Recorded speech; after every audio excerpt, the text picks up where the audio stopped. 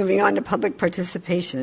Public comments are permitted upon submission of a completed registration card prior to the start of public participation. This is not a forum for debate. Policies concerns will be referred to the superintendent. When called, speakers may proceed to the podium, state their name and trustee area, and speak for the allotted time. The amount of time will be announced by the board president before the first speaker begins and will not exceed 3 minutes. How many speakers do we have? 2. You get 3 minutes each. Erica Grossman, followed by Greg Britton. Welcome, Erica.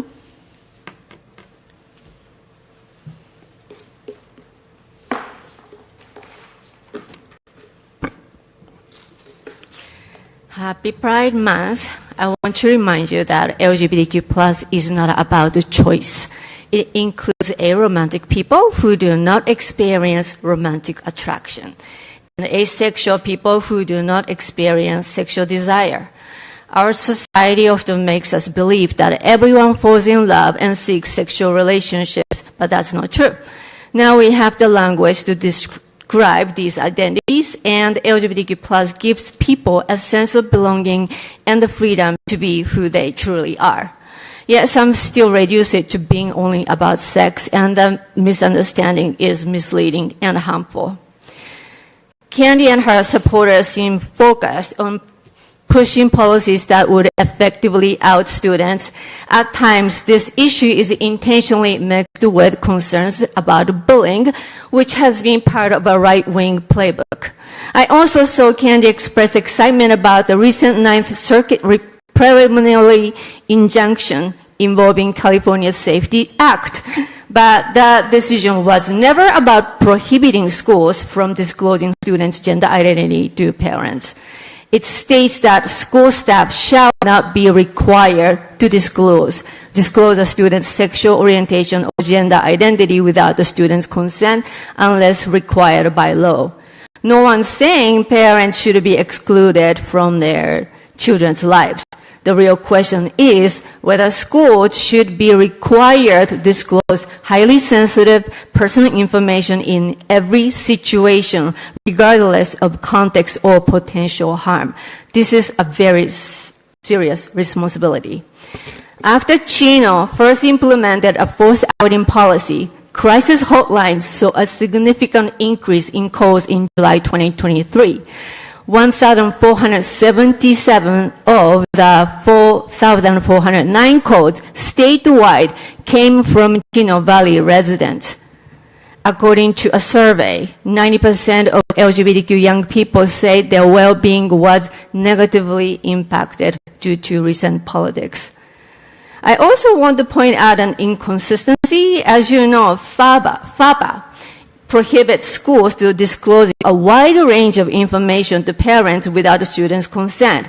Yet you have not called for schools to disclose students' intimate relationships, even while claiming your concern is student safety, sexual assault, or grooming. I'm not suggesting that you should, but this makes it clear that the focus is on singling out LGBTQ students. At the same time, some of the same people willing to overlook credible allegations involving powerful public figures. That contradiction makes it clear that's not truly about protection by children. Thank you, Erica. Thank you, Erica. Welcome back, Greg. Thank you. I would again urge the board to take up the parental notification policy. It's a very important issue, and wherever you may ultimately stand on it, the members of the public, the citizens, the voters, should know where each of you stand on that very important issue. Should the schools that we pay for keep secrets from the parents? The people in the world who, in the vast majority of cases, a few exceptions, love those children the most. Not the teachers, not the principals, not the assistant principals, the parents.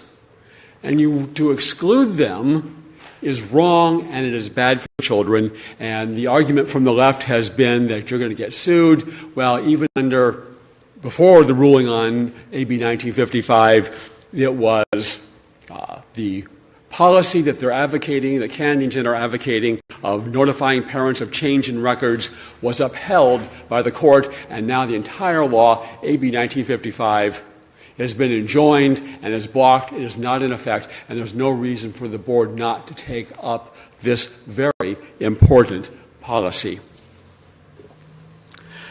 We were talking earlier about and I don't have time to go through all the data, but that the employers are not wanting to hire recent graduates because of not because so much of what they know or don't know, because of their attitudes, their poor work ethic, their inability to accept criticism. And yes, that's not entirely your fault, but you guys get the children for a huge block of time.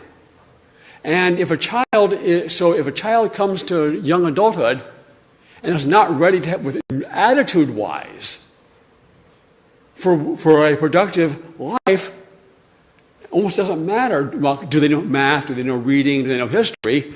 They're not going to have a good future ahead of them without those good, important attitudes that you guys should help inculcate. I've been wanting to get to this point for a number of weeks, but I'll very briefly. In a recent interview, Elon Musk was talking about college, but it applies to the K-12s.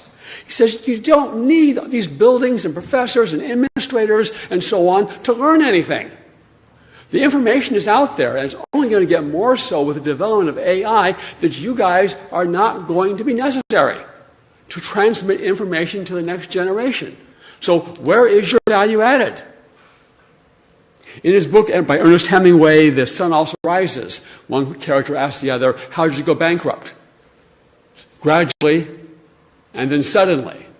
Well, change in institutions such as yours can happen the same way, just for your own self-interest.